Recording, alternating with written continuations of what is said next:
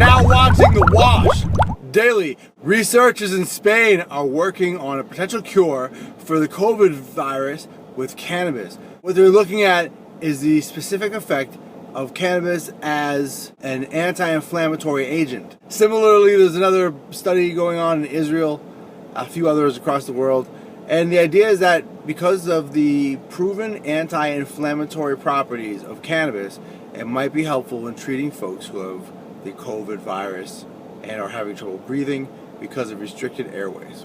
Also news, Project CBD put out a history of the endo-cannabinoid system. It all goes back to 1988 when they discovered the CB1 receptor in Israel in an experiment. From there, they discovered a CB2 receptor.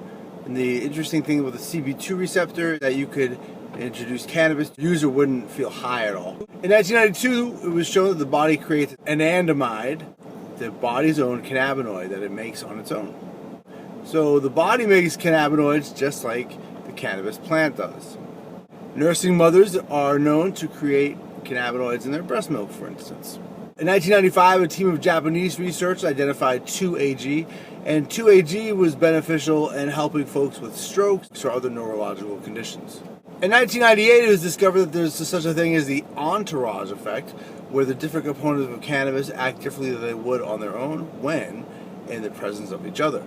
In 2004, Dr. Ethan Russo identified what was called endo-cannabinoid deficiency, which is a lack of cannabinoids, and it results in anxiety and other problems with homeostasis. Scientists are still discovering so much more about the endo-cannabinoid system and about how it works with lipids and fatty acids. In the cannabis market, in beverages, they're recently making use of what's called nano-emulsification, which is emulsification on a nano level, which isn't even visible to the eye, but is a great way of deploying drugs and is more than likely going to be used to deploy cannabis and the upcoming surge of cannabis beverages. Many analysts expect to hit the scene in the next few years.